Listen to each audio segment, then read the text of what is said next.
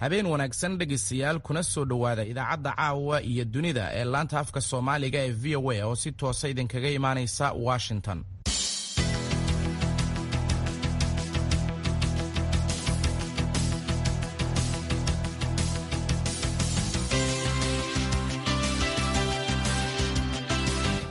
waa fiidnimo jimcaha taariikhduna ay tahay 10 bisha Sebtembar ee sanadka 2021 waxaad naga dhagaysanaysaan moojadaha gaagaaban ee 16 iyo 19 mitirban iyo weliba bogga voasomali.com. idaacadda caawiya dunidana waxaa halkan si wada jira idin kala socodsiin doona maxamed bashiir cabdiraxmaan iyo aniga waa cabdixakiin maxamuud shirwac.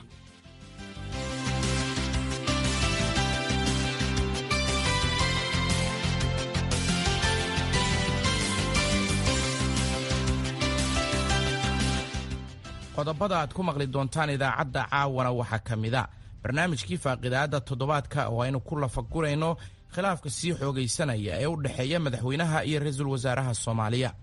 normal waa inaan neutral ahaano waay aan cidna la safanin laakiin waa runtaa waa inaan xaqa ka hadalnaa oo niraahnaa hebel wuu gardaran yahay hebelna waa laga gardaran yahay. meesha saxsanna waa la yaqaanaa dalkaana cid kaleeto oo noo maqan iyo wax beel caalam la yidhaha inaysan jirin in qofka khaladka ku jira la yidhaahdo khalad ayaa ku jirtaa ka joog ku dhiiran kara inuu khalad ku dul wadana ma jiro. anigu waxaan qabaa xalka wuxuu ku jiraa dadka oo iska yidhaahda maya. waxaa kaloo aad dhegaysan doontaan warbixin aan ku eegayno saamaynta weerarkii 11 Sebtembar ee sanadkii 2001 ee lagu qaaday waddanka Maraykanku uu ku yeeshay Soomaaliya iyo qodobo kale ayaad dhegaysan doontaan. marka horese waxaad ku soo dhawaataan warkii dunida waxaana noo akhrinaya Nuur Xasan Nuur Bukhaari.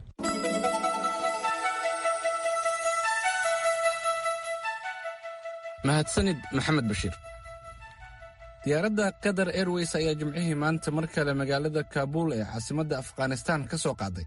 rakaab isugu jira ajnabi iyo Afghanistaaniyiin maalin kadib markii ay shalay noqotay diyaaraddii ugu horreysay ee ganacsi oo caalami ah oo rakaab ka soo qaada Kaabul tan iyo intii ay Taalibaan la wareegtay talada Afghanistan bishii hore.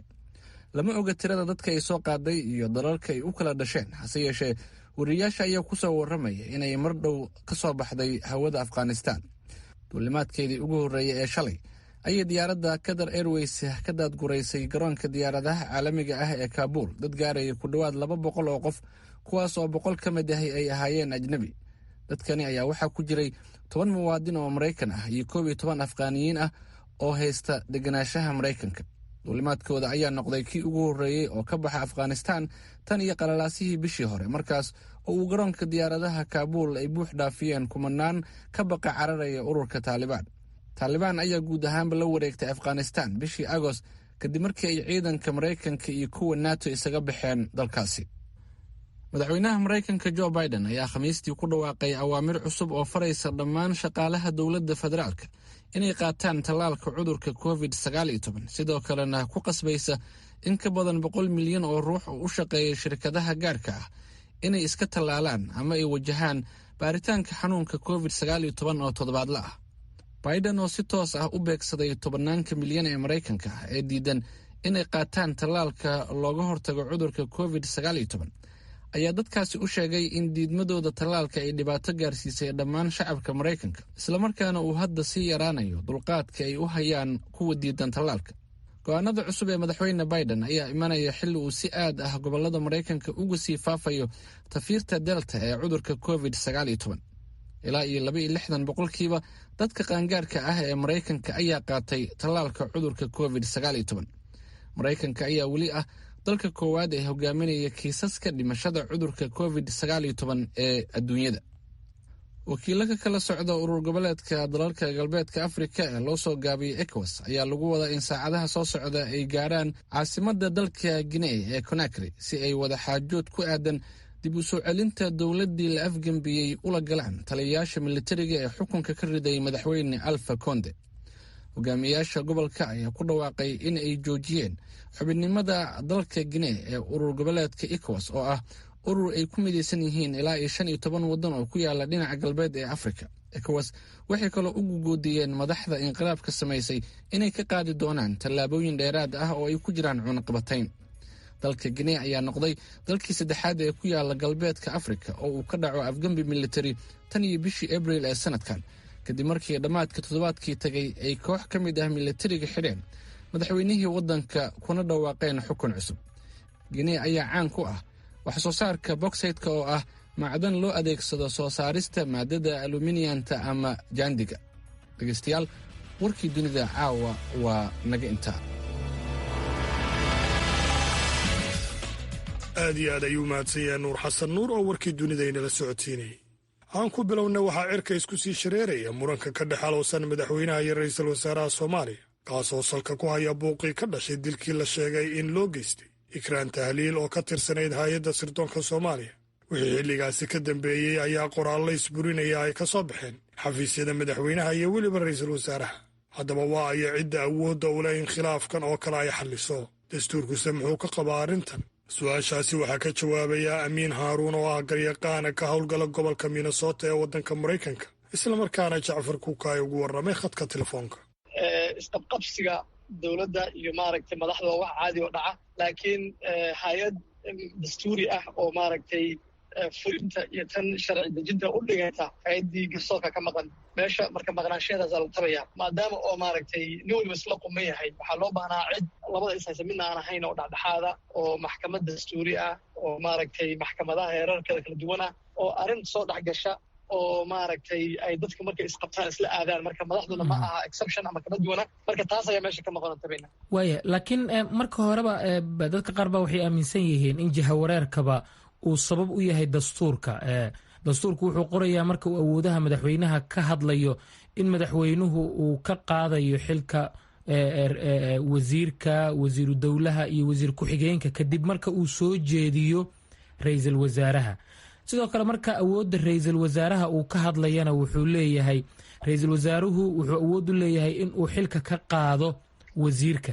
marka sow dastuurkaba lama dhihi karo waxa jahawareerka asalka u ah waa isaga. horta dastuur adduunka 100% toosan oo aan iska hor imanaynin oo wax maaragtay lagu kala arag duwan yahay aysan ku jirin adduunka kama jiro. dastuur waliba wuu soo maray, kii hataa hadda maanta maaragtay meel fiican wax u marayaan xilli ayuu soo maray. loo baahnaa in tafsiir laga bixiyo ama maaragtay la fasiro meelaha qaarkood ama la iswaafajiyo ama maaragtay mid mudnaanta la siiyo. arrintaasna waxaa iskale, sidaan hore u sheegay, maxkamad ayaa iskale, garsoorka ayaa meesha ka maqan oo loo baahnaa markii sidana kale la isu qabto oo dastuurka la isku khilaafo waxa ku qoran in lala hortago oo iyadoo ay fasiraad ka bixiso. haddii kale labadan maaragtay aragti ama qodob iska soo horjeeda, midka mudnaanta la siinayo midka meesha laga saarayo maxkamadda ayaa iska lahayd inay arrintaasi sharciga ay waafajiso, maadaama ay maxkamaddii meesha jirin. marka waxaad moodaa cid waliba inay meesha iskaga dhigan tahay. haddii marka maxkamaddii dastuuriga ahayd aanay dalka ka jirin, maxkamadda sare ma buuxin kartaa booska maxkamadda dastuuriga? booska maxkamadda dastuuriga ma buuxin karto maxkamadda sare, laakiin shaqo badan oo loo idmabay qaban kartaa. taas macnaha dastuurka ayaa qeexay maxkamadda dastuuriga ah awooddeeda iyo noocay noqonayso iyo maaragtay sharciyadeeda waxaa sameeyey dastuurka. ugu yaraan waxay fursad u siin lahayd inay isla hortagaan dadka iska soo horjeeda ama maaragtay wixii la isku hayo ayaa lala tegi karaa. marka iyada laftada shaqadeedii baa bannaan oo maaragtay wax badan uu baynaha ka yahay, laakiin sharci ahaan uma buuxin karto booskii maxkamadda dastuuriga, waayo maxkamadda dastuuriga waa maxkamad ku qoran oo ku qeexan dastuurka dalka. dadka arrintan ka hadlaya qaarkood waxay leeyihiin madaxweynaha hadda sharciba ma aha oo xilligiisii wuu dhammaaday, muddo 8 bilood ku dhow amaba gaartay ayaa ka soo wareegatay waqtigii uu xilkiisa ku ekaa. si la wada ogyahay ayuu xilka qabashada doorashada iyo amnigeedaba ugu wareejiyey ra'iisul wasaaraha. marka madaxweynaha hadda meeshan albaaba ugama furna ayay leeyihiin. arrintaasi suurtagal ma noqonaysaa marka dhinaca sharciga laga eego? waa dood taagan oo dadka qaarkood ay qabaan, taasna kuwo kasoo horjeedaa jira oo maaragtay madaxweyne ilaa madaxweyne kale la doorto madaxweynihii horaa sii shaqaynaya qaar oranayaa jira. marka arrimahaasoo dhan runtii waxay u baahnaayeen in maaragtay dastuurka la waafajiyo. waxaa marka loo baahnaa cid tidhaahda maaragtay adaa saxsan iyo adaa khaldan, ama maaragtay madaxweynaha waqtigiisa u dhammaado awooddanba ma lahan. waxyaalo badan oo runtii loo baahnaa in maaragtay maxkamadu ay dastuurigii ugu yaran ay fasirto oo cid waliba meesheeda ay maxkamadda dastuuriga la siiso ayaa meesha ka maqan. dastuuriga baad ku soo celcelisay, dad badanna way kula qabaan fikraddaasi oo muranka noocan oo kale ah maba yimaadeen, haddii uu yimaadana si fudud baa lagu kala bixi lahaa bay aaminsan yihiin. marka maxaa hortaagan maxkamaddii dastuuriga ahayd in soomaaliya ay yeelato. waxaan ognahay madaxweyneyaal fara badan baa wixii ka dambeeyey burburkii waddanka soo maray mid ku dhiiraday amaba isku dayay in uu dhiso maxkamaddii dastuuriga ahayd ma jiro. maxaa hortaagan baad is leedahay? wallahi niyo caqabadaasi waa caqabad runtii ay ku fiicnaan lahayn inay ka jawaabaan dadkii kaalintaas dalka u hayay oo madaxdii ay arrinta qabsatay oo maaragtay laga filayay inay hawshan ku dhaqaaqaan ayaa aad u fiicnaan inay ka jawaabaan. laakiin waxaa suurtagala mararka qaarkood aad maqlaysaa dadku inay ay soo jeedinayaan macquulna ay tahay in madaxda laftoodu ay u arkaanba maxkamad inay dhisaan inay tahay maaragtay caqabad ama awooddooda laga qaybsanayo. saa daraaddeed ay maaragtay aysan rabinba in ay xubintan muhiimka u ah dowladnimada ay kusoo kordhiyaan ama ay ka heshiiyaan. mararka qaarkood waxaan arkaynaa iyadoo isqabqabsi badan uu ka dhacayo qaabkii loo dhisi lahaa dadku aysan maaragtay heshiis lagu midaysan yahay aan laga gaarin. laakiin weli waa qabyo ayay ka dhigaysaa dowladnimadii. marka waxaa loo baahan yahay dabcan arrintaasi in lagu dhaqaaqo oo baahideediibaa haddaba la arkayaa. inta ay maqan tahayna sidaas iyo isqabqabsigu u socon doonaa. waaya ugu dambayntii marka haddii maxkamad dastuuri ah oo kala saaraysa aanay jirin dastuurkiina uu dhinac walbaba siduu jecel yahay u fasiranayo, maxaa xalay yay hadda kaalin uga bannaan tahay in ay arrintan soo dhex galaan xalna ay ka gaaraan amaba ay isku soo dhoweeyaan labada dhinac? ta ugu fiican waxa weeye in maaragtay isu soo dhoweyn iyo maaragtay wada hadalsiin dadka iska soo horjeeda mar walba fursad loo siiyo si ay u wada hadlaan. nin walibana de wuxuu rabay uuna u wada helin, mid walibana wuxuu rabay wax ka mida uu helo oo maaragtay ay si dhexdhexaad isugu yimaadaan. taasna maaragtay waa arrin runtii dadka soomaalidana u taalla, gaar ahaan dadka inta waxgaradka iyo culimada iyo maaragtay aqoon-yahanka ayaa laga rabaa inay ka qayb qaataan. iyo dabcan dadka maaragtay dowladda ka midka sida xubnihii hore baarlamaanka u istirsanaan jiray oo kale dadka miisaanka kule bulshada dhexdeeda inay arrintaas ay fududeeyaan. ta ugu daranee maaragtay aan marna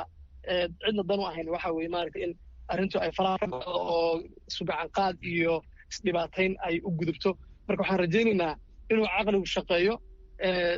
madaxda soomaaliyeedna ay maaragtay miiskooda hadalka wax walba ku dhamaystaan. dhegaystayaaalkaasi waxa uu ahaa amiin haaruun oo ah qareen ka howlgala gobolka minnesota ee waddanka maraykanka oo khadka telefoonka ugu warramayay waryahayaga jacfar kuukay. halka dhegaystayaal aad nagala soconaysaanna waa laanta afka soomaaliga ee v o a oo idinkaga imaanaysa washington. haatanna ku soo dhowaada barnaamijkii faaqidaadda toddobaadka. waxaa magaalada muqdisho noogu soo diyaariyey waryahayaga cabdiqaadir maxamed cabdulle.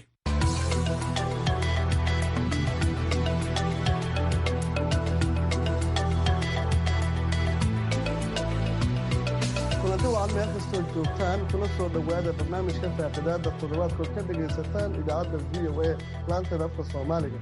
toddobaadkan barnaamijka faaqidaadda waxaynu ku eegi doonaa khilaafka xooggan ee sida weyn u hareeya xafiisyada dowladda, gaar ahaan madaxweynaha soomaaliya maxamed cabdulaahi farmaajo iyo ra-iisul wasaare roble oo hadda aad mooddo inuu si weyn u saameynayo hay-adihii amniga dhexdooda, arrintii doorashada iyo guud ahaan xasilada siyaasadeed ee soomaaliya. xilli soomaaliya doorasho ay gashay dadka soomaalida si weyn ishugu hayeen qabsoomidda doorashada oo wakhtigeedii dhaaftay.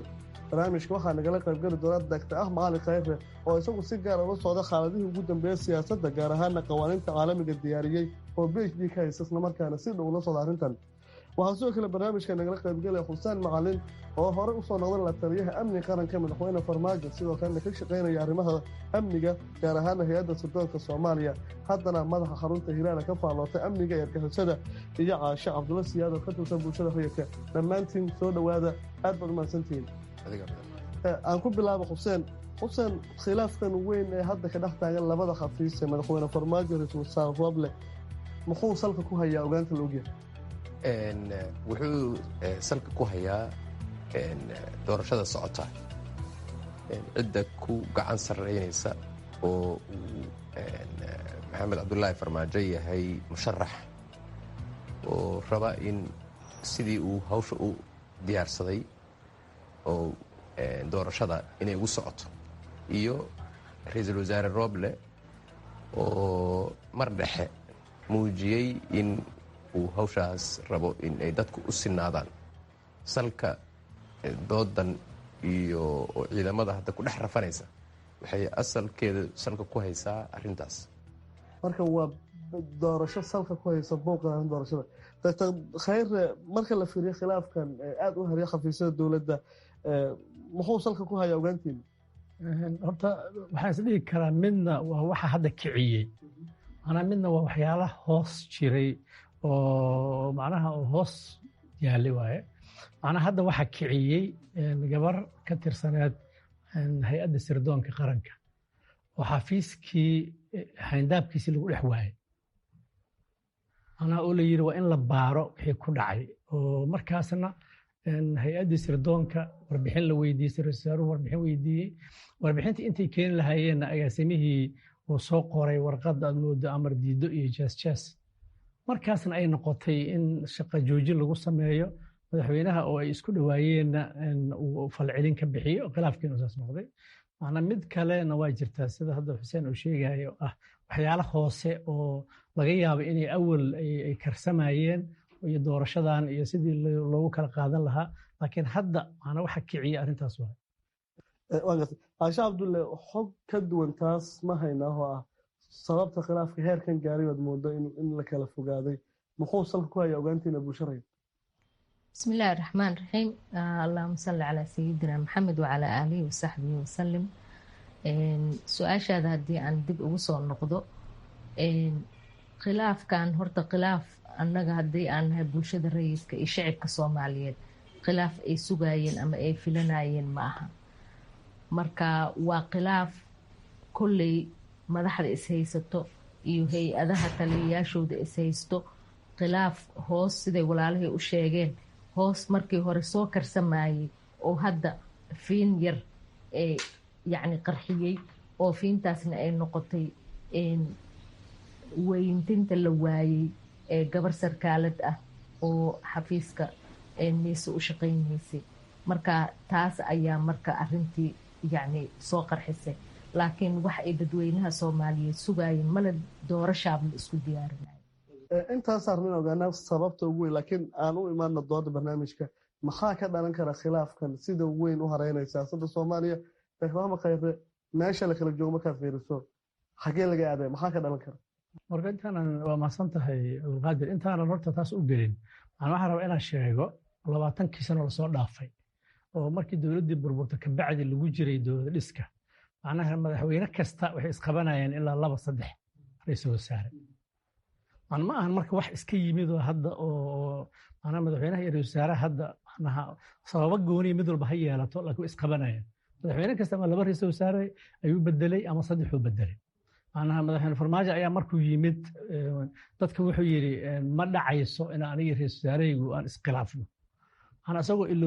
is-ilowsiinaya macnaha nidaamkan dastuurka qaabku u samaysan yahay iyo dhaqanka siyaasadeeda ummadda Soomaaliyeed oo ka soo karaar qaadanaysa dowladdii militariga waqtiga dheer dalka xukumaysay. macnaa marka hadda ra'iisul wasaarihii hore macnaa fakarkiisu sheegay arrin doorashada ku saabsan waa isqabteen, waa kii shaqadii ka tegey iska casilay. ra'iisul wasaarahana hadda macnaa sidii kale moodaa awooddii in la isku qabsan. arrin maxaa ka dhalan kara? macnaa dhowr arrimood ka dhalanaysa. aniga waa midda koowaad, muddo xileedkii hay-adihii oo dastuuriga u wada dhammaaday. dowladda hadda oo xilgaarsiintana macnaa inay waqtigan ummadda dhaafsiisa ayaa loogu talagalay. macnaa dalkii doorashadii ayaa la aaday. xubnihii aqalka sare waa maamul goboleedyo badan doorashadii waa sameeyeen. macnaa waa inay horta number 1 doorashadaas ay carqaladayso, waa midda ka imaanaysa. tan labaadna waxay tahay macnaha dadka Soomaaliya hadda dhulal badan oo ka tirsan macnaa shabaab ayaa gacanta ku hayay oo dagaal ayaa lagula jiray, oo waxaa la rabay in dhulka dowladda gacanteeda lagu soo celiyo oo nimankaas laga saaro. taasna waxay ku noqonaysaa iyadana arrin qabad ku ah.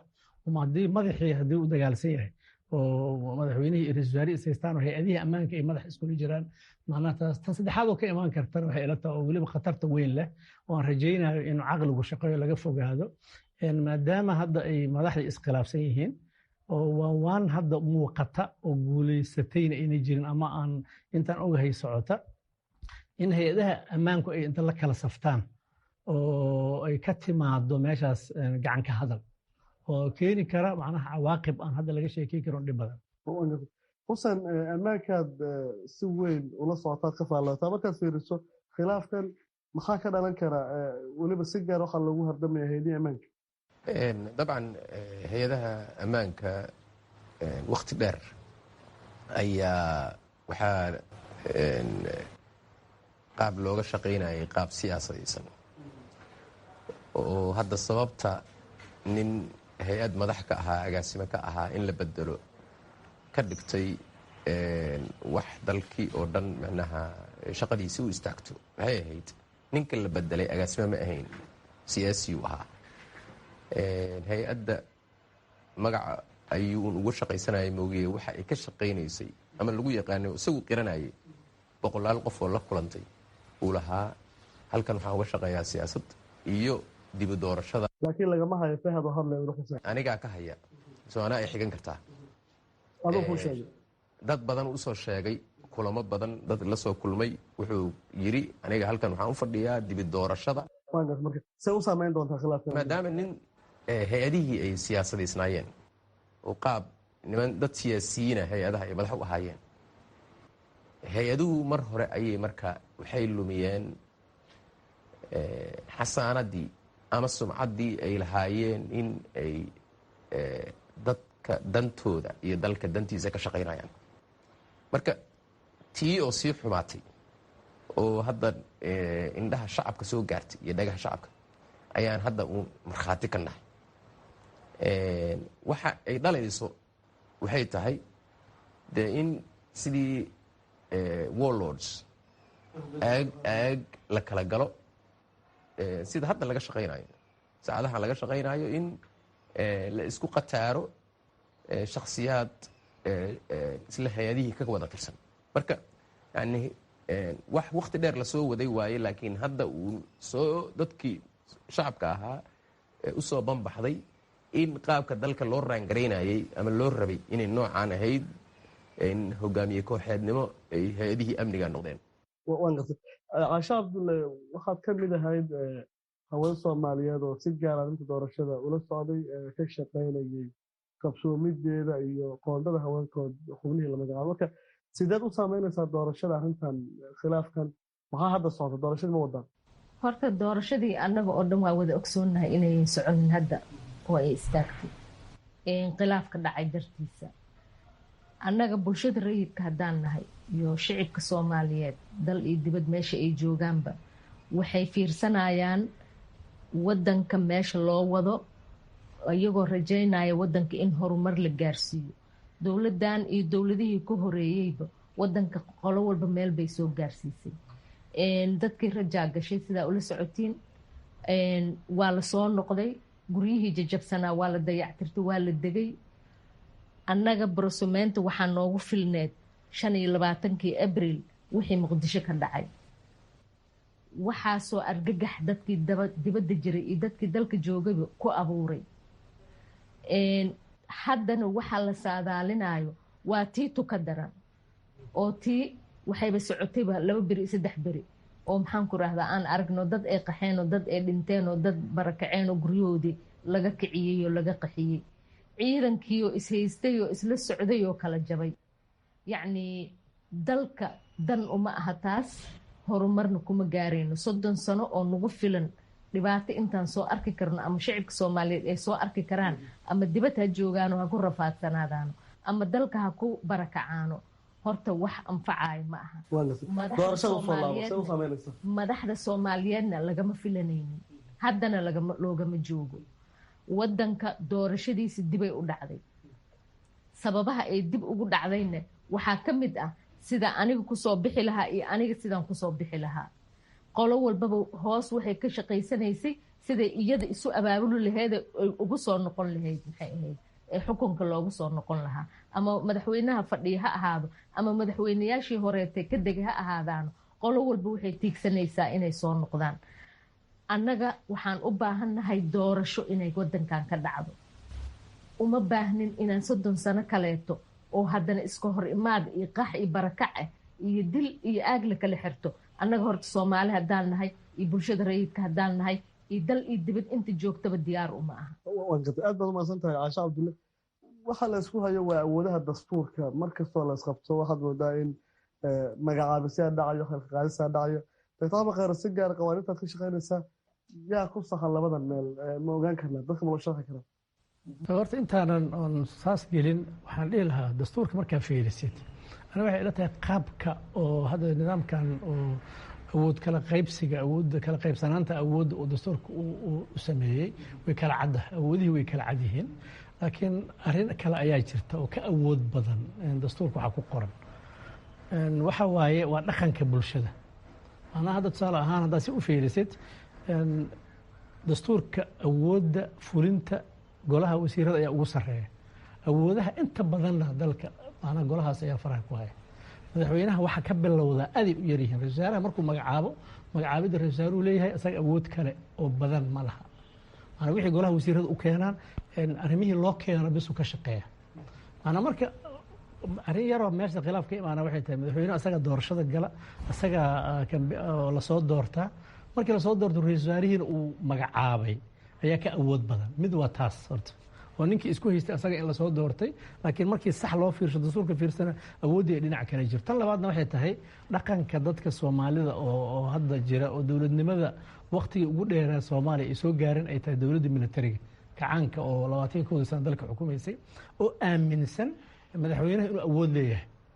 macnaha iyadoon dastuur ku salaysnayn dadku waxayba qabaan in madaxweynaha uu awood leeyahay ra-isul wasaarayaasha qaaraa aaminsanaa madaxweynaha inuu awood leeyahay oo awoodahoodii asaga weydiinaya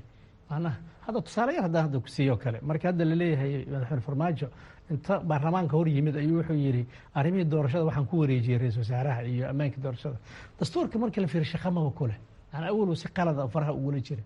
macnaa marka inuu si babliga inta yimaado yidhaahdo waxaan ku wareejiyey ra-isul wasaarihi waxay kutusaysaa fikirka dhaqanka oo nidaamka dowladnimada aan ka haysano ani waxay la tarta khilaafka oo inta badan labadaas ayaa sababa laakiin dastuurka usoo laabana dastuurku awalaha way cad yihiin ha isku ekaano meelaha qaar laakiin wax hadda la isku hayo labada khafiis la xiriirto taliyaashan la bedela agaasimaha shaqada laga joojiyey iyo madaxweynuhu yiri kama joojin kartid wasiir waxaan xagee salka ku hayn dastuurka marka loo eego dastuurka haddaa fiiriso awoodahaas waa kala cad yihiin ra-isul wasaaraha waa madaxa golaha fulinta macnaa awoodana shaksiyana u leeyahay isaga macnaa markii uu weydiiyey agaasimaha oo hay-adda sirdoonka inuu warbixinta keeno markuu ka diiday macnaheedu waxay tahay shaqadii ka joojiyey maanaa shaqadii kama qaadin oo hadduu ka qaado shee kale waaye shaqadii ka joojiyey wuuna ka joojin karaa awooddaas waa leeyahay macnaha qof kale inuu shaqada sii wadana wuu dhihi karaa sii wada sababtaa u leeyahay waxay tahay dowladdu haddii xataa xilgaarsiin tahay waxaa loo igmaday waxay tahay shaqadii oo maalinlahay ahayd oo dowladdu inay wado macnaha haddii marka gabar oo muwaadin ah oo hay-ad u shaqaynaysa lagu dhex waayey oo la yiri lama baarayo qofkii mas-uulka ahaana markii warbixinta keen la yiri uu diiday macnaha marka shaqadii shaqa maalmeedkii dowladda waaye wuu ka joojin karaa madaxweynahana marka arrinta uu soo farageliyey awood ma uu lahu yiri aniga hadda madaxweynaha mid wuxuu ku qaldan yahaba arrin aan loo haysan oo kiis muwaadin la waayey oo kiis dembi ah oo asaga aan markaas loo haysay intuu soo qaatay inuu xafiiskiisii horta uu dhex keensaday waa nasiib darro midda kalena magacaabitaanka markaa fiirisay madaxweynaha hadda wuxuu magacaabay wuxuu yidhi waxaa magacaabay taliyaha agaasimaha nisa macnaha agaasimaha oo hay-adda sirdoonka magacaabo yidhi macnaa awoodihiisa markaad fiiriso hal meelna uguma jirto awood siinaysa inuu magacaabo macnaa qaanuun ahaan markii loo fiiriyo laakiin xusana noo sheegi doonay madaxweynuhu miyuusan ahayn taliyaha ciidamada iyo magacaabista yaa iskale xuseen marka loo eego awoodda madaxweynaha kan aan dhameeya bis marka macnaa markuu magacaabitaanka agaasimo waaye hay-adda nisa qofka madaxda ka ah macnaha dad soomaalida 3 arrimooday isku qaldaan oo dastuurka madaxweyne awoodda siiyey xuseena kolba arrimahaas u dhuun dalno u day doonaa macnaha dastuurka qodobka 3aad waxaa ku qoran macnaha madaxweynaha inuu yahay qodobka 3aad waxaa ku qoran mabaadi'da uu ku dhisan yahay dastuurka madaxweynahana qodobka ka hadlaya awoodihiisana boqolaadna waxaa ku jirta ilaaliyaha ana 3 marka awoodoodu siiyey uu leeyahay tusaale waxaa la yiri waa astaanta midnimada qaran si qaladay u fista waxay u maleeyaan inuu wadankii uu astaan iyo ma ahan waxaa laga wadaa macnaha siyaasadda ninka madax bannaan oo u dhexeeya dadkii midda kalena waxay tahay ilaaliyaha dastuurka marka leeyahay mabaadi'da waxaa ka mid a mabaadi'da waxaa ka mid a xuquuqda aadanaha in la ilaaliyo saraynta sharciga ka mid a qoondada haweenka in ay wadanka iyo nidaamka wax ku leeyihiin nidaamka shareecada islaamka ka mid a waan gartay xuseen awoodaha madaxweynaha tan ciidamada reer dul istaagna si dadku bal u fahmaan meesha la isku hayo yaa xaq u leh inuu taliyaasha ciidamada magacaabo ama shaqada ka eriyo dabcan dee nin khabiir sharciya halka nala joogo xagga sharciga iyo maaragtay noo kala saaraya laakiin dhaqan siyaasadeeda jira inuu saxsan yahay inuu khaldan yahay waa dood kaleeto, laakiin dhaqan siyaasadeeda jira aniga ila khaldan oo fara badan oo wax badan laga soo cariyeystay, laga soo qaatay xukunkii kalitaliska ahaa oo nidaamkan cusub oo dimuqraadiga oo federaalka oo aan hadda qaadanay la jaan qaadi karin ayaan ku dhex wadnaa. marka laba system oo waxaa moodaa combyuterka oo kale haddii dadka loo daawadayaasha loo dhigo combyuterka hardware iyo software uu leeyahay. hardware iyo software aan isqaadi karin oo kala dambeeya haddaad geliso way isku wareerayaan. annaga qaabka hadda marka siyaasadda aan wadno inaan howlo isku karis ah oon isqaadaynin oo dhaqan siyaasadeed horitaa. hal qodobaan rabaa meesha inaan ka dul istaago keliya oo ah fahamka laga qabo kow waxaa la yidhaahdo ciidamada qalabka sida iyo fahamka laga qabo taliyaha guud ee ciidamada oo madaxweynaha ay dadku u yaqaanaan commander in chief. labadaas arrimood aan rabaa inaan dul istaago. qodobka koowaad oo ah ciidamada qalabka sida. ciidamada qalabka sida dastuurkeenna qodobka 26aad sida uu sharxayo iyo sida dadku ay u isticmaalaan way kala duwan yihiin. ciidamada qalabka sida dastuurkeennu ereygaas markuu isticmaalayo wuxuu u isticmaalayaa ciidamada militariga, laakiin ciidamada oo wadarta ah dastuurkeennu wuxuu u isticmaalayaa ciidamada qaranka. maxay dadku marka hadda ciidamada qaranka meeshii dastuurka u isticmaalaya ciidamada qalabka sida u yidhahdaan? waxaa keenay arrinta daayanka hadlaayo ahayd maxamed siyaad barre maadaama uu military ahaa markuu dalka qabsaday, military ay ahaayeen dadkii meesha qabtay, wuxuu rabay in ciidamadii kaloo dhanna ay u hoos yimaadaan isaga aysan ka madax bannaanaan. iyagoo dhanu marka wuxuu ugu yeeri jiray ciidamada qalabka sida. laakiin dunida armed forces waa military, waa la yaqaanaa, wax doodoo ka taaganna ma laha. dastuurkeennana way ku qeexan tahay armed forces waa military. midaas marka horta faham xumaa ka jirta oo loo moodo in ciidamada kulligood uu madaxweynaha ay hoos tagaan. ciidamada militariga ayaa uu commander in chief u yahay. marka taliska booliiska iyo asluubta iyo nabadsugudu kulli waxaasoo dhan qaab civilian ay dunida u shaqeeyaan. waxay wataan qalab ciidan iyo dhar ciidan, laakiin statuskoodu waa civilian. dastuurkeennuna dabcan hoos uguma wada degin, laakiin waxaa ka cad armed forces ka mid ma aha ayaga, ciidamada qarankaa la yidhahdaa. taas waa mid. qodobka labaad oo ah commander in chief. commander in chief ama taliyaha ciidamada, taliyaha guud ee ciidamada. taliyaha ciidamada guud waa dastuuri waaye, way ku taallaa. laakiin haddee maalin dhaweed markii doodii kenya dastuurka oo chief justiceka uu kala saarayay, presidents kaleeto oo caalamka iyo tusaalayaal dalal kaleeta ayuu usoo qaatay si u kala xukmiyo dalkiisa. marka commander in chief dunida dimuqraadiga ah oo dastuurkeennoo kale haysa sidee u isticmaalaan? commander in chief waana anaga military keliya dunida kala imaanayna, laakiin dastuurkeena ku qoran inuu taliyaha ciidamada aqoon yahay. waa ku qoran yahay, laakiin fahmaan rabaa inaan ka bixiyo tusaale waxyar dadkaa ka hor istaagani. sida loo isticmaala marka commander in chief waxay tahay oo saxda ah, sidii maxamed siyaad barre maaha, sidii saxda ah oo dalalka dimuqraadiga ah waxay tahay in uu marka dalka uu dagaal weliba dibadda ah galayo, in uu qofka iclaaminaya inuu dalku dagaal galay iyo inuu nabad qaatay qofka iclaaminaya oo dalka uga mas-uula inuu asaga uusan kabinetka uusan ahayn. laakiin commander in chief arrimaha oo day to day-ga ah ama howlaha oo ciidamada madaxweynaha wax shaqaa uu ku leeyahay ma jirto, xataa including militariga. oo militariga waxaa loo samaysta andhabeeyo may waa muhiim fadlan. waxaa sababta loo sameeyey wasiir gaashaandhig waxay tahay civilianka ruul garaynaya ciidamada waa wasiirka gaashaandhigga, not madaxweynaha. howlaha qaabka ay u dhismayaan, qaabka ay howlgallada oo dayliga u galayaan, qaabka tababaradooda ay u qaadanayaan, howlahaasoo dhan waxaa iska leh wasiirka. haddii loo baahdana golaha wasiirada ayaa wax ka maaraynaya. marka meel uu ka soo galo xataa militariga maaha ciidamada kaleeto, waxaa ka jirta keliya in uu markii dagaal guud dalka uu galayo inuu yahay qofka dalka hogaaminaya oo madaxweynihii dalka ah. waxaan rabaa inaan dul istaagno dabcan xukuumadda ugu sareysa xukuumadda hoosmaada laakiin magacaabista iyo halka qaadista yaa awood u leh taasaan dadku u cadda inay ogaadaan mar haddii madaxweynuhu yahay talihii ciidamada su-aalo badan ka imaan karo waa kuu soo laabana waa ka baxay waxaan rabaa taas inaan waxba aadan ku wareerin dastuurkii ku taalla looyarna waa nala joogaa qaabka loo magacaabayo iyadaa sharxaysa arrin yaraan ku dara arrintaada xuseen sheegaya fiiri waa fahamkii aan dhahaynay fahamkii dowladda militariga dad ku qufulan hadda boqoradda ingiriiska awood ma leedahay inaysan awood lahayn qof kasta waa ogyahay iyadaa ah taliyaha ciidamada ku qoran macnaheeda waxaa ku qoran nidaamkooda fiirsidna macnaha way delegeed garaysay iyada magac ahaan ugu qoranta marka madaxweynaha lagu leeyahay waa taliyihii ciidamada waa sharafeed waay ma aha inuu inta ciidamada oo wasaaradda gaashaandhigga inta tago uu taliyaha dhihi karo uu kala samayn karo taliyayaasha magacaabidooda golaha wasiirada usoo marsiina ma magacaabi karo hadduu ka qaadayo waxaa soo marsiinaa golaha wasiirada isagu macnaha marka fahamkaas waxay tahay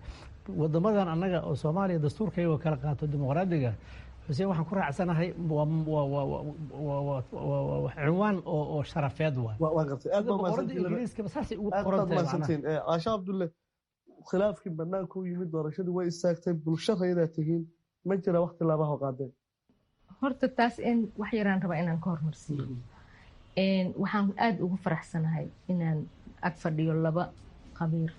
oo midna sharciga midna nabadgelyada ama security-ga oo maanta bulshadu u faahfaahinayo waxyaabo badan oo dadka ka qarsoon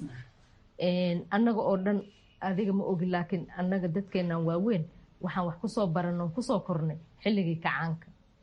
dadka haddana hogaamiye badankoodana xilligii kacaankay ka yimaadeen xilligii kacaankana waa siduu walaalkay sheego dimuqraadiyad ma ahayn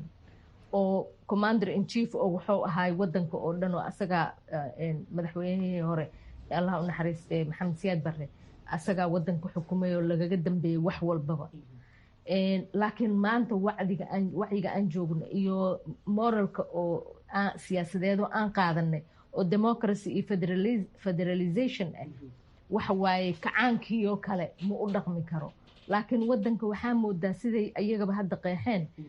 dadweynahana ay u micnaynayaan in xilligii kacaanka sidii lagu dhaqmi jiray inay weli socoto oo dadkana ay fahmaan in xilligaas aan kasoo gudubnayo aanan lagu takrifali karin awoodda madaxnimada aan lagu takrifali karin oo dad lagu caburi karin dad lagu dili karin dad lagu afduubi karin dad la handadi karin waxyaabahaasito xilli bay jiri jireen xilligaas waa laga soo tegay annaga hadeertaan bulsho rayid haddaan nahay waxaan kasoo saarnay statement amase war saxaafadeedaan kasoo saarnay oo aan leenahay colaada ha la dejiyo qalalaasaha siyaasadeedeen madaxdeena soo kala dhexgalay si nabadgelyo ah lagu dejiyo shicibkii waa idin dhowrayaan waxawaaye nabadgelyay rabaan shicibkan iyagaa u madaxa ah hadday iyaga iskhilaafaan oo iyaga ay isu adeegsado armed forcekii amase ciidankii la isu adeegsado oo ciidankii kala jabo kala safto waxa waaye dhibaatadeeday leedahay waqti laaba ma qaadeen tallaabo waan qaadnay laakiin tallaabada meeshaan u qaadi lahayn hadda shalay waxaa jira maamooyin civil society-ga ah oo baxay oo tegay xafiiska prime ministerka meelay ka galaan iyo cid albaabka ka furtona way soo waayeen way iska soo noqdeen xalay iyagoo oo waxbana aan ciddii la soo hadlin marka meel la tegi karo oo aan dadka la hadli karno waxay noqotayba miidiyahan inaan ka sheegno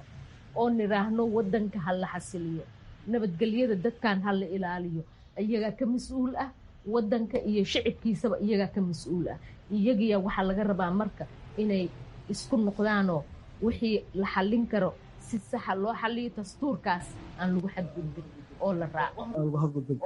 waxaan rabaa in su-aal guud aan qaadano tusaale ahaan hay-adaha dowladda waqti uu ka dhamaaday baarlamaankii doorashaa dhacday meelaha qaar aqalka sare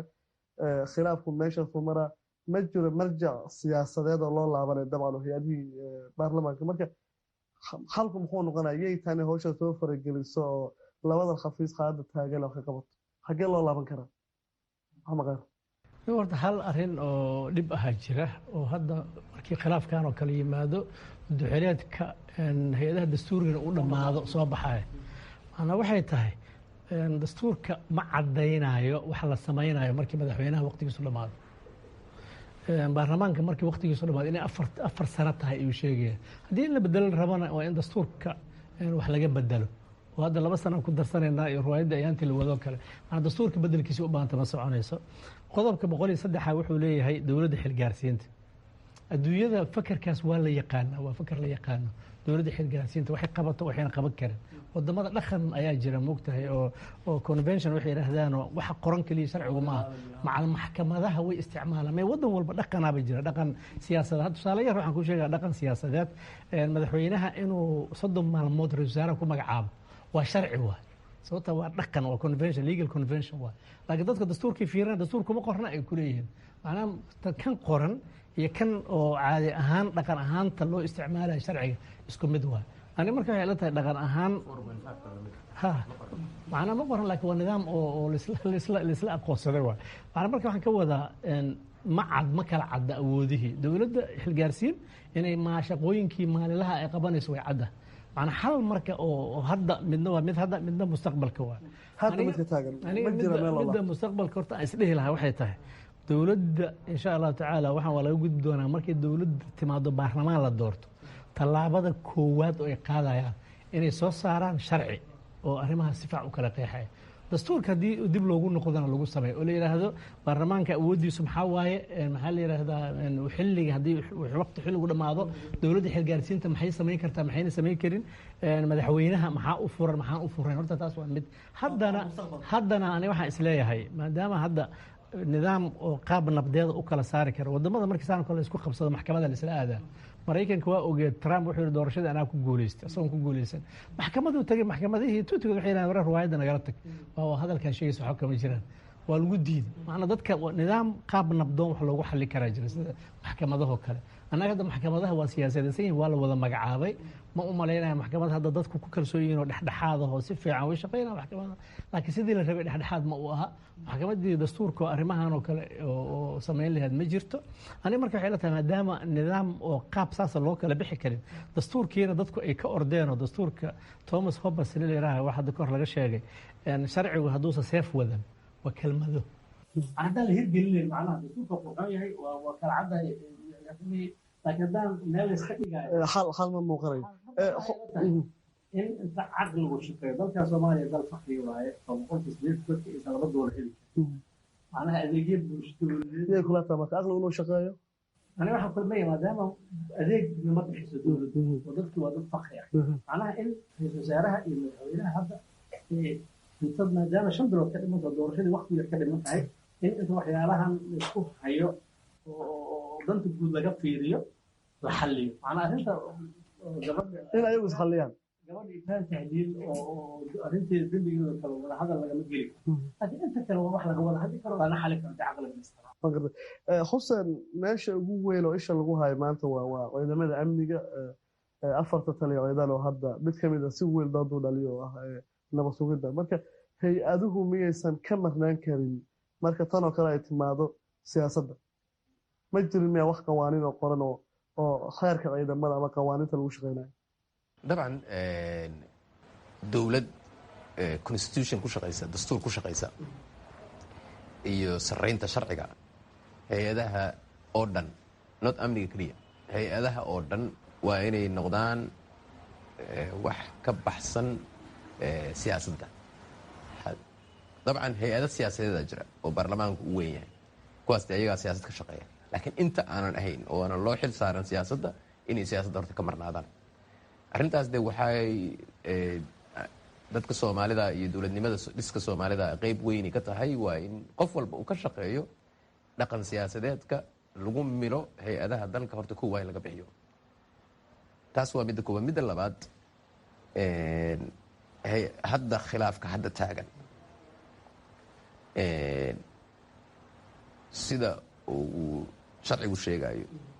khabiirka sharcigaana uu noo taabtay waxay tahay in Soomaalida markii de gar taallo cali garle ay diid garleh in la isla aadama ah. gartu meelay taallaa xukuumadda ayaa hawshaan mas-uuliyaddeeda iska leh. ukaadi in haddii uu isagoona madaxweynuhu marka horeba awood u lahayn laakiin haddana qirtay meel public ah in uu wareejiyey in aanan labalabada laga dhaafo hawshan howl xukuumaddu ay leedahay ra-iisul wasaaruhu u madax yahay in hawshaas dadka soomaalida ah ay ka dhaafaan labalabada oo ay runta usoo wada istaagaan oo yidhahdaan hawshaas hal ninaa iska leh ninna waa gar daran yahay laakiin haddaan garta goyn weyno yaa dhihi karaa cid walba shacabka cid walba arrinta oo ikraarna sidoo kaleeto in la siyaasadeeya ma aha waa allegation waa eed cid kasta oo la eedeeyey oo tuhmanaana waa inuu tuhmano noqdo oo dadku saas ay u qaataan qofkii hoos gashtana inuu yahay qof tuhmanahaas u dhiirigelinayo inuu dembigiisii oo lagu eedeeyey inuu maarata sii wato dhegeystayaal waxaa naga xusuusin ah inaan la xiriirna xafiiska madaxweynaha soomaaliya maxamed cabdulaahi farmaajo ka ra-iisul wasaaraha si ay kaga qayb galaan doodan balse labaduba maysan suuro gelin hadday kasoo jawaabaan barnaamijkana waa ku casuumi doonaa sida xuseen sheegaya waa in bulshadu ay go-aan gaarto oo bulshadu ay tiraahdo hebela qaldan bulshada iyo adinka dadka mitrdaba marka media laga hadlayo miyaadan go-aan gaari karin oo dhihi karna hebel baa qaldan horta sidii aan hadaay kuu sheegay waxa waaye bulshada rayidka ah waxaa ku qufulan kacaankii iyo cabsi cabsiyaaba jirtaba shacibka soomaaliyeed yaanan been annaga xataa isu sheegin qof inta soo istaago ku dhiiri karo waa yar yihiin laakiin qoraaladiina hala dejiyo xaaladu kaas waa soo saari karnaa maxaa idin diidana go-aan gaartaan waxaa noo diidayo annaga dhinac inaan la safarno oon dhinac u janjeersano ma rabno haddii na loo arcivil society normal waa inaan neutral ina ahaano waayo aana cidna la safanin laakiin waa runtaa waa inaan xaqa ka hadalnaa oo niraahnaa hebel wuu gardaran yahay hebelna waa laga gardaran yahay ama meeshaasay waxa ka qaldan yihiin ama meeshaasay ka saxan yihiin in la dhaho waayo laakiin maantadan aan kula hadlaayo civil society-ga laftigooda ayaa kala jabsan oo qoloba qoro la safan tahay oo aanan dhihi karin waxa la rabo in la dhaho ayan dhihi karin marka inta ay taas jirtane waxa waaye wax ay dhihi karaan ama ay xallin karaan civil society-ga keligood ma jirto annaga wixii neutral ahaan inaan u hadalna ma ahane runta marka loo kaco baqdinaa jirto si gaara aad uma saari karaysaan looma saari karaayo waayo baqdinafiiri hadde midda meesha taallaa waxay tahay sharci oo cid hadda fiiri haddii la igu soo gardarooda aniga intaan wax sheego haddii la ihandado ama la idilo ama la ataago ama wax uun la igu suubiyo meelaan ula cararayo ma jirto sharci iyo maxkamad aan la aadayo ma jirto qofaan dacweynaayo oo wax la iiga qabanayo ma jirto marka maxaan kusoo aruurayaa inaan afkayga haysto marka intimidationaa jiro shicibkane iskama hadli karaan waxay rabaanna iskama sheegi karaan maasha aad baa umahadsan tahay doctor axmed khayre xuseen aan ku hormara xuseen markaad fiiriso 2004 dowladda embagaati baydhabo fadhigeedu noqday khilaafa yimid markii ugu dambeysay nuur xasan xuseen nuur cadda dalka doorasho gaarsiiyey shariifa la soo doortay laakiin waxaa la yidhahdaa beesha caalamka door weyn qaadatay ugu dambeyn khilaafkii nuur cadde allaha u naxariistay iyo madaxweyne cabdullaahi labaduba way dhinteen door bay qaateen meelaha qaar siyaasadda meeshaasi u egtaa maanta marka maxaa u furan beesha caalamka runtii dee beesha caalamku xaalka soomaaliya 40 sano oo lasoo dhaafay si absoluut ah ayay ugu fashilmeen qaarkoodna si de brivada ayay iigu qirteen in ay wax contribution ah ama galaangal ah oo macno leh oo ay dowladnimada soomaaliya ka qaban karaan waxayna tusaale ku ah 25 abril soomaalida ayaa isxalisay beesha caalamku wax kasta oo ay haysay way soo daysay waxay joojin weysay in soomaalidu ay xabad iskula tagto xabaddii ayaa xal noqotay dabcan xabad la daba hayay ahaye la daba qabtay oo aanan maaragtay aad u talax tegin aniga waxaan isleeyahay forceska soomaalida ah oo xooga soomaalida ah oo bulshada rayidka ay ku jiraan in dhiirida iyo cabsi intii layska saaro la dhiirrado meesha saxsanna waa la yaqaanaa dalkaanna cid kaleeto oo noo maqan iyo wax beel caalam la yidhaha inaysan jirin in qofka khaladka ku jira la yidhaahdo khalad ayaa ku jirtaa ka joog qof ku dhiiran kara inuu khalad ku dul wadana ma jiro anigu waxaan qabaa xalka wuxuu ku jiraa dadka oo iska yidhaahda maya aad baad u mahadsan tihiin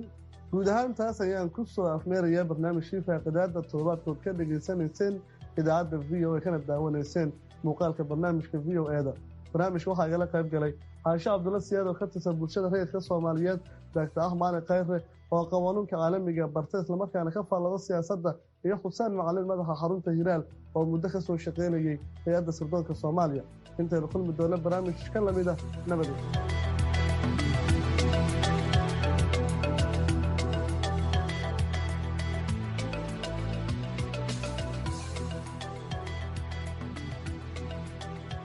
aad iyo aad ayuu dhegaystayaal u mahadsan yahay wariyahayaga cabdiqaadir maxamed cabdulle oo barnaamijkaasi nala socodsiinayay bishii sebteembar 11 sannadkii 2001 muddo haatan 20 sano ay u buuxsamayso maalinta sabtida ee berito waxay ahayd maalin wax weyn ka beddeshay dunida islaamka iyo siyaasadihii reer galbeedka maalintaasi waxa ay kooxo ismiidaamiyey oo afduubtay diyaarado rakaab ah oo maraykanka laga leeyahay ay diyaaradahaasi ku weerareen xaruntii ganacsiga dunida ee magaalada new york iyo sidoo kale wasaaradda gaashaandhigga maraykanka ee magaalada washington d c weerarkaasi ayaa waxa ku dhintay kumanaan qof meelaha ay saamayntu gaartay waxaa ka mid ah soomaaliya sida warbixintan ku eegayo wariyaha v o a ee muqdisho cabdicasiis axmed barro balcelintii ka dhalatay weeraradii alqaacida ay ka fulisay maraykanka ee dhiigga badan uu ku daatay 20 sano ka hor waxa ay saamaysay dalal badan oo ku yaala dunida islaamka oo ay soomaaliya ka mid tahay dowladda maraykanka ayaa xayirtay ganacsiyo soomaaliyeed sidoo kalena fariisisay hay-ada ka shaqaynaya arrimaha samafalka gudaha dalka kuwaasoo ay ku tiirsanaayeen dad badan xagga ganacsiga waxaa la xayiray shirkadii xawaaladda iyo isgaarsiinta ee barakaad oo soomaali badan ay lacago u yaaleen waxaana sidoo kale la joojiyey hay-addii alxaramayn oo gacanta ku haysa mashruuc ballaaran oo wax lagu baraya carruur agoona cumar cabdi jamcaale oo ah bare wax ka dhigay jaamacadaha muqdisho ayaa sharaxaya nooca saamaynta ee arrintaasi ka dhalatay oo ay soomaaliya la kulantay soomaaliya weeraradii sebtembar 11 saamayn weliba taban oo aad u taban ayay ku yeesheen oo dhan kastaba ha noqdeen dhanka siyaasadda dhanka dhaqaalaha dhanka safarka iyo dhan kasta oo bulshada qaybeeda kala duwan ee sektarada horumarineed ee bulshooyinka qaybka ah marka dhaqaal ahaan markaanu ka hadalno waad ogtahay sebtembar 11 markii dhacay in xataa shirkado soomaaliyeed oo shirkadda barakaad ee xawaalada markaas ugu muhiimsaneed dalka 40 wadan ku dhawaad ka shaqaynaysay in liiska argagixisada lagu daray iyadoo loo arkayay inay taageerayeen kooxihii uu maraykanku u arkayay in ay fangaraynayaan waxa ugu yeeray kooxaha argagixisada in ay fangaraynayaan marka sidoo kale dhaqaalaha markii laga soo tago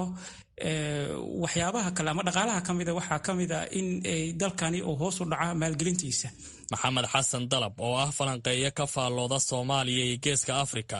bartayna xiriirka caalamiga ah ayaa waxa uu v o e da uga warramay culeysyada soomaaliya ay kala kulantay howlgalkii maraykanka uu hogaaminaya ee loo yaqaano la dagaalanka argagixisada waxaana uu tilmaameen culeysyada amniga ee hadda ka jira soomaaliya ay badi arrimahaasi ku salaysan yihiin dagaalanka argagixisada ama waxa ay maraykanka ugu yeereen war on terror waxyaabaha ay ka faa'iideen dowladaha dariska ah sida Ethiopia iyo Kenya ayaa waxaa ka mid ah in 2006 uu maramarsiiyo u helay ra-iisul wasaarihii xilliga Ethiopia ka talinayay haddaan Ethiopia ku hormaro in mataqaanaa ay khatar dareemayso maadaama maxaakiimtii ay xamar qabsadeen oo ay aada mataqaanaa ay shaqo oga qabteen oo ay soo muuqatay military ahaan inay dhismeen dowladdii markaa ku-meelgaarka ahayd ee baydhabo fadhiday ee madaxweyne cabdullaahi yuusuf uu hogaaminayay in ay macnaha khatar ku jirto ayaa wuxuu ku andacooday ra-isul wasaare mele zanaawi in ay tahay in soomaaliya uusan fiirsan karin reer galbeedkana wuxuu ka dhaadhacsiiyey inay ka mid tahay dagaalkii caalamiga ahaa ee la dagaalanka argagixisada runtii maraykanka si dadban bay macnaha u ogolaadeen una taageereen soomaali badan oo ku maqnaa dalka dibaddiisa waxay arrintaasi ku yeelatay culays ballaaran waxaana ku adkaatay in gudaha dalka ay u soo diraan lacago badan oo suuragal ahayd inay ku samaystaan maalgashi ama inay la wadaagaan eheladooda oo jooga waddanka sababo la xiriira culays ka yimid in la dabagalo lacagahaasi halka ay ku socdaan arrintaasi oo weli taagan waxa ay keentay in dad badan ay baqaan sida uu sharaxaya xasan mudane oo ah bare jaamacadeed September siyaasadda maraykanka iyo xulufadiisaba waxay aada ugu jihaysteen la dagaalanka argagixisada marka soomaaliya waxay ku yeelatay saameyn runtii aada u ballaaran laba meelba waa laga fiirin karaa mid dhaqaale iyo mid siyaasadeedba marka saameynta dhaqaale laftarkeeda markaa fiiriso waa la socotaayo dowladda markay burburtay wixii ka dambeeyey wixii ka dambeeyey dhaqaalaha wadanku wuxuu noqday mid aada ugu tiirsan lacagaha laga soo diro dibadda ee xawaaladaha lasoo marsiiyo marka maraykanku wuxuu bilaabay inuu si gaara isha ugu haayo oo uu dabagal iyo socodba ku sameeyo xawaaladaha iyo lacagaha iisheeg shirkadahaasi xawaaladaha ah dhiganayaan bangiyada reer galbeedka sida maraykanka iyo ingiriiska oo kale marka waxaa dhacda xitaa in xawaalado badan la xiray qaar badan u suurageli weysa inay bangiyada maraykanka ay akoono ka furtaan marka dabagal dheeraada lagu sameeyey dalka maraykanka waxaa weerarkii 11 Sebtembar ka hor fursado dhoof ah oo dib u dejina ka heli jiray Soomaali badan oo ay ka mid ahaayeen qaxooti ku sugnaa xeryo ku yaala dalal ka mid ah bariga Afrika laakiin wixii ka dambeeyay dhacdadaasi aad ayay u yaraatay in fursadahaasi la helo sida uu sharaxayo Maxamed Barre oo ka mid ah aqoon-yahanka Soomaaliyeed run ahaantii arrintaas waxay dhalisay caqabado keena in la adkeeyo dadkii familiyadooda ka maqnaayeen oo damacsanaayeen inay maraykanka imaadaan ama sponsor ay u diraan iyadoo run ahaantii taas ay ugu sii dartay immigration reformkii la suubiyey 1996kii kaasoo dadka kusoo galay macnaha waraaqado khaldan ama oo dad kusoo galay macnaha ay yihiin qaxootinimo halkan iska dhiibay lagu adkeeyay naftigooda dadkii kale oo settlementiga heleen oo aniga aan ka mid ah oo kaleeto iyagiina macnaha ay noqotay in macnaha sponsorshipka dadka u diri lahaayeen ama oo familkooda ka tirsanaayeen u diri lahaayeen lagu adkeeyay ilaa heer waxaa la gaaray markii dambe ay noqoto in qofka dhiig laga qaado inuu aabbaha ilmaha dhalay inuu hooyada ilmaha ay dhashay macnaha waxyaaba noocaas camal ayay gaartay marka run ahaantii waxay keentay caqabado aad iyo aad u adag Washington waxa ay Soomaaliya ku eegtay il gaar ah wixii ka dambeeyay weerarkaasi waxaana ay bilowday inay taageerto dowladihii isbedelaya ee dalka soo maray iyadoo sidoo kale ciidamadeeda ay weerar duqeymo ah ay ka fuliyaan gudaha dalka oo ka dhan ah kooxaha ka soo horjeeda dowladda xasan mudane ayaan weydiiyey waxa Maraykanka uu goostay in Soomaaliya uu si gaar ah ula socdo saameyn weyn ayay ku yeelatay qorshaha maraykanka ama siyaasadda maraykanka uu kula dhaqmayay dowladihii Soomaaliya soo maray wixii ka dambeeyey weerarkii 11 September maraykanka saa ula socoto muddo badan aada uma daneynin Soomaaliya wuxuuna kula dhaqmayay siyaasad la dhaho wait and see policy ama bal sug oo arag macnaha waxa Soomaaliya ka soo baxa marka wixii ka dambeeyay weerarkaasi 11 September maraykanka wuu baraarugay wuxuuna bilaabay inuu aada u daneeyo siyaasadda Soomaaliya iyo in la caawiyo oo la garab istaago dowladaha markaasi dhismaya marka dowladda Imbagati wixii ka dambeeyay maraykanka wuxuu bilaabay inuu dhaqaalaba iyo mid militariba iyo mid diblomaasiga uu ku caawiyo dowladda markaasi dhismaysay dhacdadii 11 Sebtembar ayaa caalamka 20 sano kadib laga xasuusanayaa iyadoo Soomaaliya xayiraadii laga qaaday shirkadii Albarakaad ee uu Maraykanku horey u fariisiyay Soomaaliya oo ah dal ku yaala geeska Afrika waxaa hadda ku sugan ciidamo ka socda midowga Afrika sidoo kalena waxaa howlgallo ka dhana kooxaha dowladda ka soo horjeeda ka qayb qaata Maraykanka dagaaladaasi waxaa ku dhintay dad fara badan sida ay sheegeen hay'adaha u dooda xuquuqda aadanaha Cabdilcasiis Barrow VOA Muqdisho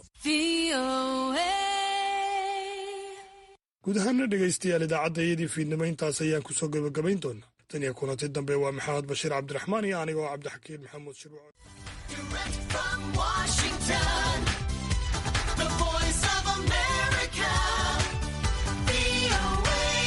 habeen wanaagsan dhegaystayaal kuna soo dhowaada idaacadda caawa iyo dunida ee laanta afka soomaaliga ee v o a oo si toosa idinkaga imaanaysa Washington.